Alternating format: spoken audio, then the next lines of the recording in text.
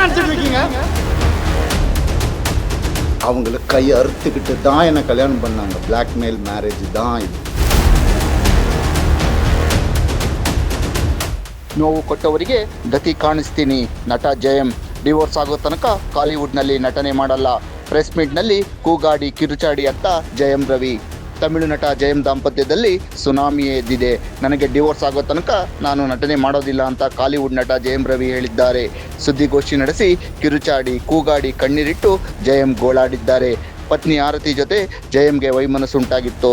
ನಂತರ ಇದು ಕೇಸ್ ಆಗಿ ಡಿವೋರ್ಸ್ ತನಕ ಹೋಗಿತ್ತು. ನಂತರ ಜಯಂ ಜೊತೆ ಕೆನಿಷಾ ಬರ್ತಾರೆ. ಈಗ ಜಯಂ ರವಿ ಅವರು ಸುದ್ದಿಗೋಷ್ಠಿ ನಡೆಸಿ ಪತ್ನಿ ಕುಟುಂಬದ ಮೇಲೆ ಆರೋಪಗಳ ಸುರಿಮಳೆಯನ್ನೇ ಗೈದಿದ್ದಾರೆ. ಹೆಂಡತಿ ಕಡೆಯಿಂದ ಕಿರುಕುಳ ಜಾಸ್ತಿ ಆಗಿದೆ. ನನ್ನ ಮಕ್ಕಳ ಜೊತೆ ಮಾತನಾಡಲು ಬಿಡ್ತಿಲ್ಲ. ನೋಡಲು ಹೋದೆ ಬಾಡಿಗಾರ್ಡ್ನ ಇಟ್ಟವ್ರೆ ಅಂತ ಆರೋಪಿಸಿದ್ದಾರೆ. ಇದೇ ನೋವಿಗೆ ನಾನು ಕೈ ಕುಯ್ದುಕೊಂಡೆ ಅಂದಿದ್ದಾರೆ. ನನಗೆ ನೋವು ಕೊಟ್ಟವರಿಗೆ ಬಿಡೋ ಮಗ ನಾನಲ್ಲ ಅಂದಿದ್ದಾರೆ ನಟ ಜಯಂ ರವಿ. ಒಟ್ಟಿನಲ್ಲಿ ನನ್ನ ಸೋಷಿಯಲ್ ಲೈಫ್ ಸರಿಯಾಗಬೇಕಿದೆ ಅಂದಿದ್ದಾರೆ. 14 ವರ್ಷದಿಂದ ಸುಮ್ಮನಿದ್ದೆ, ಇನ್ನೂ ಸುಮ್ಮನೆ ಇರೋದಿಲ್ಲ ಅಂತ ಹೇಳಿದ್ದು ಕಾಲಿವುಡ್ನಲ್ಲಿ ಕೋಲಾಹಲವನ್ನೇ ಎಬ್ಬಿಸಿದೆ. ಇದೀಗ ಪತ್ನಿ ಆರತಿ ಕುಟುಂಬದವರು ಏನು ಕೌಂಟರ್ ಕೊಡ್ತಾರೆ ಅನ್ನೋದನ್ನು ಕಾದು ನೋಡಬೇಕಿದೆ. என்ன நினைச்சிட்டு இருக்கீங்க? இது பண்ணி தான் ஆகணும், வேறு வழி இல்லை எனக்கு. யார் தான் சொல்லுவா அப்புறம் என் கதையை? அம்மா அப்பாவும் சொல்ல மாட்டாங்க, அண்ணன். ஏன்னா அவங்க முன்னாடியே சொல்லிட்டாங்க. அல்ல எல்லாம் சொல்லிட்டாங்க, நான் கேட்கல. நிறைய அநியாயங்கள் நடந்திருக்கு எனக்கு. டே 1லேருந்து அவங்கள கை அறுத்துக்கிட்டு தான் என்னை கல்யாணம் பண்ணாங்க. பிளாக்மெயில் மேரேஜ் தான் இது. பாருங்கள் வேணா ஃபோட்டோஸை. இன்றைக்கி என்னையும் பண்ண வச்சிட்டாங்க. அதுதான் நடக்கும். ஒரு டெத் விஷ் வாங்கிட்டு தான் நான் இத்தனை வருஷம் உட்காந்துருந்தேன். வெளியே வந்து இந்த லாஸ்ட்டு 2 வருஷம் தான் ஒரு மனுஷனா காற்று வாங்கிறது கூட நான் என்னால் என்ஜாய் பண்ண முடியும். ஒரு மனுஷனை என் கூட இருந்தவங்களுக்கு, என் கூட இருந்தவங்க எல்லாருக்கும் தெரியும். இன்றைக்கி யாரெல்லாம் என் கூட இருக்காங்களோ அவங்க எல்லாருக்குமே தெரியும். இப்படி ஒரு அதுக்குள்ளே 2 வருஷம் கல்யாணம், வீட்டை விட்டு பிரித்து கூட்டு வந்துட்டு இங்கே வந்துட்டு வீடு கட்டணும், இது கட்டணும், அது இங்கே வேலைக்கு போவோம், அங்கே வேலை, யார் காசு கொடுத்தாலும் வாங்கிக்கோ, நமக்கு இதுதான் முக்கியம். அதுதான் என்ன, அதில் 3 படம் எனக்கு போச்சு, ஃபெயிலியர் ஆயிடுச்சு. ஏதோ பண்ணேன். அவங்க வீட்டோட ப்ரொடக்ஷனு ஒரு படம் முடியறதுக்குள்ளே இன்னொரு படம் டேட். அப்போ நான் வெளியே படம் பண்ண தேவையில்லை. கம்பெனி ஆர்டிஸ்ட் நான். அப்படியே என்ன சீரியல் ஆர்டிஸ்ட் மாதிரி உள்ளே வச்சு என்ன இது பண்ணுவீங்க. அதுலேருந்து நான் வெளியே வரக்கூடாது. நான் படித்த விஸ்காமுக்கும் நான் பார்த்த என்னுடைய ஃபிலிம் ஃபெஸ்டிவல்ஸும் ஒரு 5 ஃபிலிம் ஃபெஸ்டிவல் லைஃப்பில் நான் பார்த்துருக்குறேன். அந்த நாலேஜ் எல்லாம் வச்சு நான் எதுவும் க்ரியேட் பண்ணக்கூடாது. இதுலேயே அடங்கி இப்படியே இருக்கணும். அவங்களுக்கு பிடிக்கிற மாதிரி படங்கள், மாசா கமர்ஷியலாக. உங்களுக்கு தெரியும் என்ன மாதிரி படங்கள் நான் பண்ணியிருக்கேன்னு உங்களுக்கு தெரியும். சாதாரணமாக முடியாது. காசுக்காக பண்ண படங்கள் எதுவுமே இல்லை. இருக்குது, சாப்பிட்ணும்ல, பண்ணியிருக்கேன்.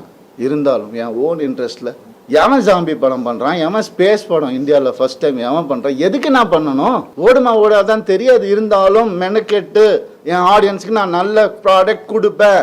அது ஒன்று தான் எனக்கு தெரியும். அது ஒன்று தான் நான் ஃபோக்கஸ் பண்ணது என் லைஃப்பில். ஏன்னா நீங்கள் போட்ட சாப்பாடு இது, நீங்கள் போட்ட பிச்சை எனக்கு. நான் ஏன் சைபர் புல்லிங்க்கு பிச்சை போடணும்? அவங்க ஃபாலோவர்ஸை நான் ஏன் டெவலப் பண்ணணும்? நான் பேச மாட்டேன். சிவன் குழந்தைன்னு நான் சொல்லுவேங்க. ஆம்பளையும் இல்லாமல் பொம்பளையும் இல்லாமல் இருக்கிறவங்களாம் நான் அப்படி தான். கடவுள் குழந்தைங்க. அவங்கெல்லாம் வந்துட்டு என்னென்னமோ பேசுகிறாங்க. என்ன இதெல்லாம் ஃபாலோவர்ஸுக்காகவா? அதுக்காகவா பிறந்து வளர்ந்து இது பண்ணும்?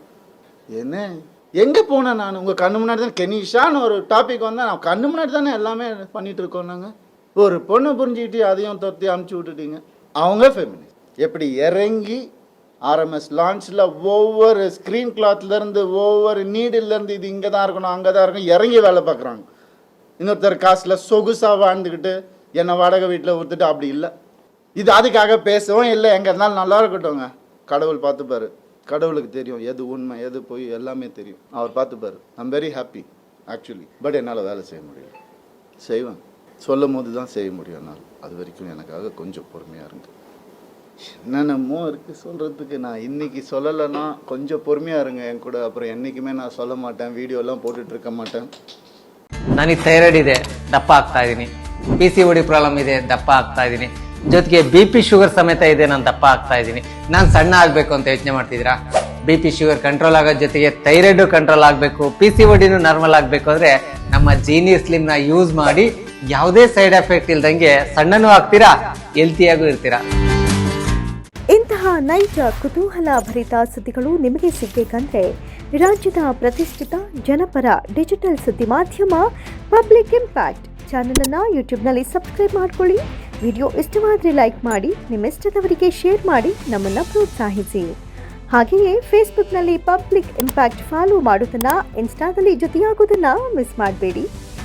ಜಾಹೀರಾತು ಹಾಗೂ ಬಿಸ್ನೆಸ್ ಪ್ರಮೋಷನ್ಗಾಗಿ ಸಂಪರ್ಕಿಸಿ 9606037450 ಅಥವಾ 9353224116.